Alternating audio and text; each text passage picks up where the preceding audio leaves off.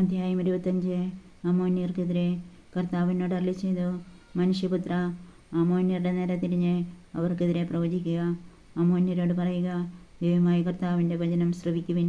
ദൈവമായ കർത്താവ് അരുളിച്ചെയ്യുന്നു, എൻ്റെ വിശുദ്ധ മന്ദിരം അശുദ്ധമാക്കപ്പെട്ടപ്പോൾ അതിനെക്കുറിച്ചും ഇസ്രായേൽ ദേശം വിജനമാക്കപ്പെട്ടപ്പോൾ അതിനെക്കുറിച്ചും യൂദാഭവനം പ്രവാസത്തിലേക്ക് പോയപ്പോൾ അതിനെക്കുറിച്ചും നീ ആഹാ എന്ന് പറഞ്ഞ് പരിഹസിച്ചു. അതിനാൽ ഞാൻ നിന്നെ പൗരസ്ത്യർക്ക് അവകാശമായി കൊടുക്കാൻ പോകുന്നു. അവർ നിന്നിൽ പാളയമടിച്ച് വാസമുറപ്പിക്കും. അവർ നിനക്കുള്ള ഫലം ഭക്ഷിക്കുകയും പാൽ കുടിക്കുകയും ചെയ്യും. ഞാൻ റബ്ബായെ ഒട്ടകങ്ങൾക്ക് മേച്ചിൽ സ്ഥലവും അമ്മോന്യരുടെ നഗരങ്ങളെ ആട്ടിൻപറ്റങ്ങൾക്ക് താവളവുമാക്കും. ഞാനാണ് കർത്താവെന്നപ്പോൾ നീ അറിയും.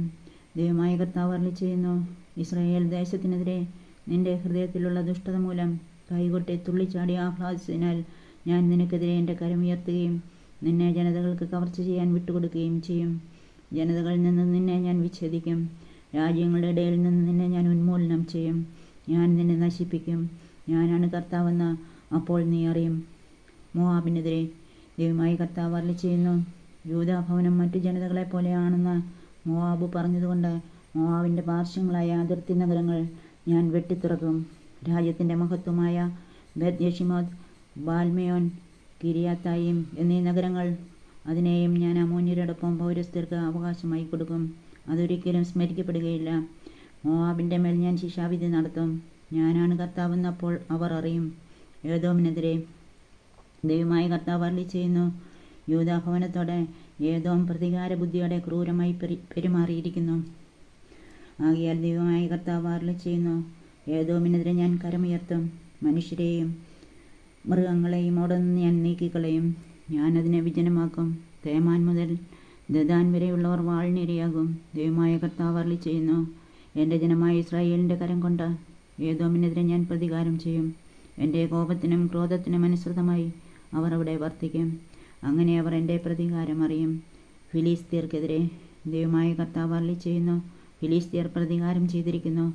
ഒടുങ്ങാത്ത വിരോധത്താൽ നശിപ്പിക്കാൻ വേണ്ടി ദുഷ്ടതയോടെ അവർ പ്രതികാരം ചെയ്തിരിക്കുന്നു. അതിനാൽ ദൈവമായ കർത്താവ് അരുളിച്ചെയ്യുന്നു, ഫിലിസ്ത്യർക്കെതിരായി ഞാൻ കരമുയർത്തും. ക്രേത്യരെ ഞാൻ കൊല്ലുകയും കടൽ തീരത്ത് ശേഷിക്കുന്നവരെ നശിപ്പിക്കുകയും ചെയ്യും.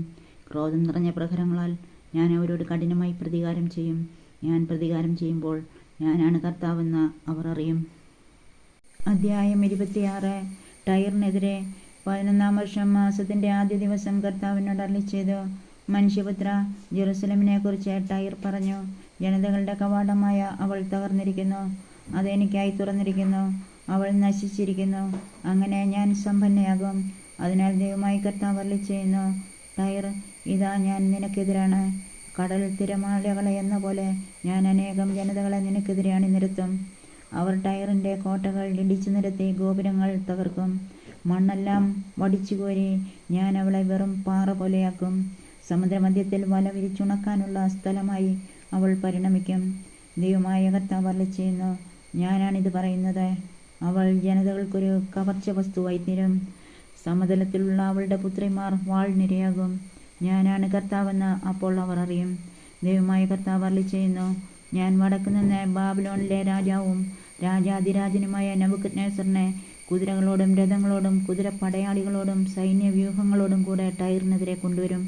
സമതലത്തിലുള്ള നിന്റെ പുത്രിമാരെ അവൻ വാളിനിരയാക്കുകയും നിനക്കെതിരെ ഉപരോധ സങ്കേതം ഉയർത്തി പരിചകൾ കൊണ്ട് മറയുണ്ടാക്കുകയും ചെയ്യും. നിന്റെ മതിലുകൾ അവൻ യന്ത്രമുട്ടികൾ കൊണ്ട് ഇടിച്ചു തകർക്കും. കോടാലി കൊണ്ട് ഗോപുരങ്ങൾ തകർക്കും. അവൻ്റെ അശ്വബാഹുല്യത്താൽ ഉയരുന്ന പൊടി നിന്നെ മൂടിക്കളയും.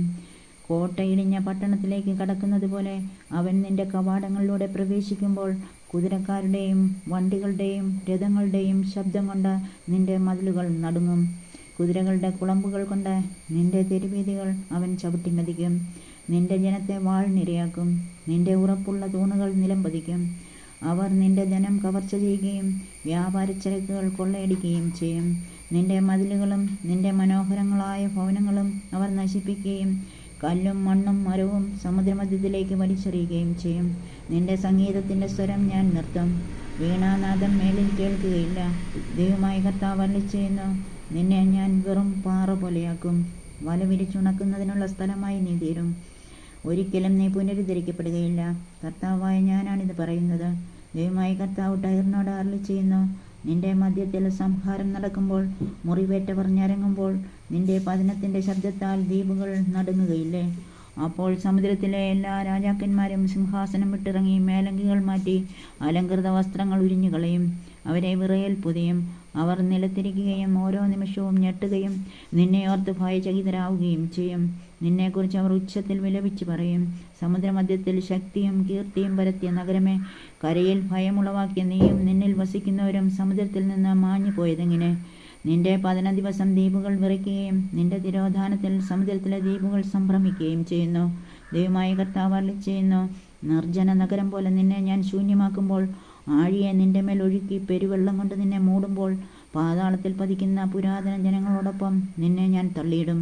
നിന്നിൽ ആരും വസിക്കാതിരിക്കാനും ജീവനുള്ളവരുടെ നാട്ടിൽ നിനക്ക് സ്ഥലം ലഭിക്കാതിരിക്കാനുമായി പാതാളത്തിൽ താഴ്ന്നവരുടെ കൂടെ പുരാതന അവശിഷ്ടങ്ങൾക്കിടയിൽ അധോലോകത്തിൽ നിന്നെ ഞാൻ പാർപ്പിക്കും. ദൈവമായ കർത്താവ് അരുളിച്ചെയ്യുന്നു: ഭീതിജനകമായ അവസാനം ഞാൻ നിനക്ക് വരുത്തും. നീ എന്നേക്കുമായി ഇല്ലാതാകും. നിന്നെ അന്വേഷിക്കുന്നവർ ഒരിക്കലും കണ്ടെത്തുകയില്ല. അധ്യായം 27. ടൈറിനെക്കുറിച്ച് വിലാപഗാനം. കർത്താവ് എന്നോട് അരുളിച്ചെയ്തു: മനുഷ്യപുത്ര, ടൈറിനെക്കുറിച്ച് ഒരു വിലാപഗാനം ആലപിക്കുക. സമുദ്രമുഖത്ത് സ്ഥിതി ചെയ്ത് അനേകം ദ്വീപുകളിലെ ജനങ്ങളുടെ വ്യാപാര കേന്ദ്രമായ ടൈറിനോട് പറയുക: ദൈവമായ കർത്താവ് അരുളിച്ചെയ്യുന്നു: ടൈർ, അവികല സൗന്ദര്യത്തിടമ്പ് എന്ന് നീ അഹങ്കരിച്ചു. നിന്റെ അതിർത്തികൾ സമുദ്രത്തിൻ്റെ ഹൃദയഭാഗത്താണ്. നിന്റെ നിർമ്മാതാക്കൾ നിന്റെ സൗന്ദര്യം തികവുറ്റതാക്കി. സെനീറിലെ സരളമരം കൊണ്ട് അവർ നിന്റെ തട്ടുപലകകൾ ഉണ്ടാക്കി. ലെബനോനിലെ ദേവദാരു കൊണ്ട് അവർ നിനക്ക് പായ്മരം നിർമ്മിച്ചു. ബാഷാനിലെ കരുവേലകം കൊണ്ട് അവർ നിനക്ക് തുഴയുണ്ടാക്കി. സൈപ്രസ് തീരങ്ങളിൽ നിന്നുള്ള കാറ്റാടി മരത്തിൽ ആനക്കൊമ്പ് പതിച്ച് അവർ നിനക്ക് മേൽത്തട്ടൊരുക്കി. നിന്റെ കപ്പൽപ്പായ് ഈജിപ്തിൽ നിന്ന് കൊണ്ടുവന്ന ചിത്രാലങ്കൃതമായ ചണവസ്ത്രമായിരുന്നു. അതായിരുന്നു നിന്റെ അടയാളം. എലീഷ ദ്വീപിൽ നിന്നുള്ള നീലാംബരവും ധൂമ്രപടവുമായിരുന്നു നിന്റെ ആവരണം. സീദോനിലെയും അർവാദിലെയും നിവാസികളായിരുന്നു നിന്റെ തണ്ടുവലിക്കാർ. സേമറിൽ നിന്ന് വന്ന വിദഗ്ധന്മാരായ കപ്പിത്താന്മാർ നിനക്കുണ്ടായിരുന്നു. ഗേബാലിലെ ശ്രേഷ്ഠന്മാരും നിപുണന്മാരും നിനക്ക് ഓരായപ്പണി ചെയ്യാനുണ്ടായിരുന്നു. സമുദ്രത്തിലെ എല്ലാ കപ്പലുകളും കപ്പൽക്കാരും നീയുമായി കച്ചവടം ചെയ്യാൻ വന്നിരുന്നു. പേർഷ്യ, ലൂദ്, പുത്ത് എന്നിവിടങ്ങളിൽ നിന്നുള്ള അവർ നിന്റെ സൈന്യത്തിലുണ്ടായിരുന്നു. അവർ അവരുടെ പരിചയും പടത്തൊപ്പിയും നിന്നിൽ തൂക്കിയിട്ടു. അവർ നിനക്ക് മഹിമ ചാർത്തി. അർവാദിലെയും ഹേലക്കിലെയും ജനങ്ങൾ നിനക്ക് ചുറ്റുമുള്ള മതിലുകളിലും ഗാമാദിലെ ജനങ്ങൾ നിന്റെ ഗോപുരങ്ങളിലും കാവൽ നിന്നു. അവർ അവരുടെ പരിചകൾ നിനക്ക് ചുറ്റും മതിലുകളിൽ തൂക്കി. നിന്റെ സൗന്ദര്യം അവർ പരിപൂർണമാക്കി. നിന്റെ എല്ലാ തരത്തിലുമുള്ള സമ്പത്ത് കണ്ട് താർശീശുകാർ നീയുമായി വ്യാപാരത്തിന് വന്നു. വെള്ളി, ഇരുമ്പ്, വെള്ളീയം, കാരീയം എന്നിവ അവർ നിനക്ക് ചരക്കുകൾക്ക് പകരം തന്നു. യാവാൻ, തൂബാൽ, മേഷക് എന്നീ രാജ്യങ്ങൾ നീയുമായി വ്യാപാരത്തിൽ ഏർപ്പെട്ടു.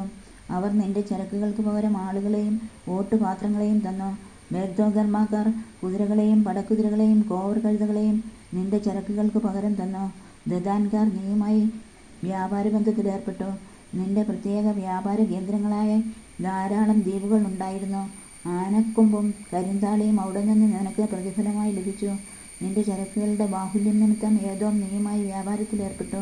അവർ രത്നക്കല്ലുകളും ധൂമ്രവസ്ത്രങ്ങളും ചിത്രത്തിനുള്ള വസ്ത്രങ്ങളും നേർത്ത ചണവസ്ത്രങ്ങളും പവിഴവും പത്മരാഗവും പകരം തന്നു. യൂദായും ഇസ്രായേൽ ദേശവും നിന്നോട് വ്യാപാരം ചെയ്തു. മിനുത്തിലെ ഗോതമ്പ്, അത്തിപ്പഴം, തേൻ, എണ്ണ, സുഗന്ധലേപനങ്ങൾ എന്നിവ അവർ പകരം തന്നു. നിന്റെ ധാരാളമായ ചരക്കുകളും ബഹുവിധ സമ്പത്തും കണ്ട ദമാസ്കസ് നിന്നോട് വ്യാപാര ബന്ധത്തിൽ ഏർപ്പെട്ടു. ഹെൽബോനിലെ വീഞ്ഞ്, വെളുത്ത ആട്ടിൻ രോമം, ഉസാലിൽ നിന്നുള്ള വീഞ്ഞ്, ഇരുമ്പുരുപ്പടികൾ, ഇലവർങ്ങം, കറുവാപ്പട്ട എന്നിവ നിന്റെ ചരക്കുകൾക്ക് പകരം അവർ കൊണ്ടുവന്നു. രഥത്തിൽ വിരിക്കാനുള്ള പരവതാനി ദദാനിലെ ജനങ്ങൾ കൊണ്ടുവന്നു. അറേബ്യക്കാരും കേദാർ പ്രഭുക്കന്മാരുമാണ് ആടുകൾ, ആട്ടുകൊറ്റന്മാർ, കോലാടുകൾ എന്നിവയെ നിനക്ക് വിറ്റത്. ഷേബായിലെയും റാമയിലെയും ആളുകൾ നീയുമായി വ്യാപാരത്തിൽ ഏർപ്പെട്ടു. ഏറ്റവും നല്ല ഇനം പരിമളതൈലങ്ങൾ, വിലപിടിച്ച രത്നങ്ങൾ, സ്വർണം എന്നിവ നിന്റെ ചരക്കുകൾക്ക് പകരമായി അവർ തന്നു. ഹാരാൻ, കന്നെ, ഏദൻ, അഷൂർ, കിൽമാദ് എന്നീ രാജ്യങ്ങൾ നീയുമായി വ്യാപാരത്തിൽ ഏർപ്പെട്ടു.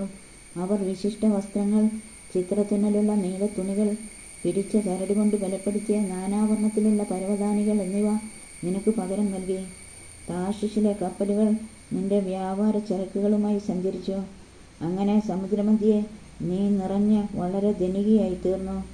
തണ്ടു വലിച്ചിരുന്നവർ പ്രക്ഷുബ്ധമായ സമുദ്രത്തിലേക്ക് നിന്നെ കൊണ്ടുപോയി. സമുദ്രമധ്യേ കിഴക്കൻ കാറ്റ് നിന്നെ തകർത്തു കളഞ്ഞു.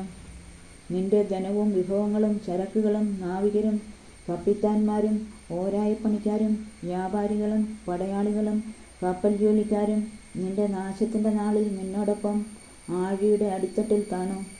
നിന്റെ കപ്പിത്താന്മാരുടെ നിലവിളിയാൽ നാട്ടിൻപുറങ്ങൾ നടുങ്ങി.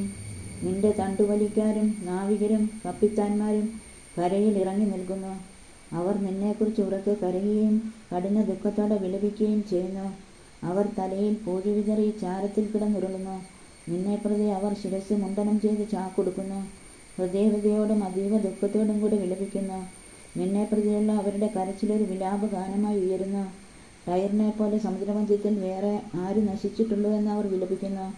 സമുദ്രത്തിൽ നിന്ന് നിന്റെ കച്ചവട സാധനങ്ങൾ വന്നിരുന്നപ്പോൾ അനേക ജനതകളെ നീ തൃപ്തരാക്കി. നിന്റെ വലിയ സമ്പത്തും ചരക്കുകളും കൊണ്ട് ഭൂമിയിലെ രാജാക്കന്മാരെ നീ സമ്പന്നരാക്കി. ഇപ്പോൾ സമുദ്രം തന്നെ നിന്നെ തകർത്തിരിക്കുന്നു. നിന്റെ വ്യാപാര വസ്തുക്കളും കപ്പലിൽ ഉണ്ടായിരുന്നവരും നിന്നോടുകൂടെ സമുദ്രത്തിൻ്റെ അടിത്തട്ടിലേക്ക് മുങ്ങിപ്പോയി. ദ്വീപുനിവാസികൾ നിന്നെയോർത്ത് സ്തബ്ധരായി. അവരുടെ രാജാക്കന്മാർ പരിഭ്രാന്തരായി. അവരുടെ മുഖത്തെ ഞരമ്പുകൾ വലിഞ്ഞു മുറുകി നിന്നു. ജനതകൾക്കിടയിലുള്ള വ്യാപാരികൾ നിന്നെ നിന്ദിക്കുന്നു. ഭയാനകമായ അവസാനം നിനക്ക് വന്നു കഴിഞ്ഞു. എന്നേക്കുമായി നീ നശിച്ചു കഴിഞ്ഞു.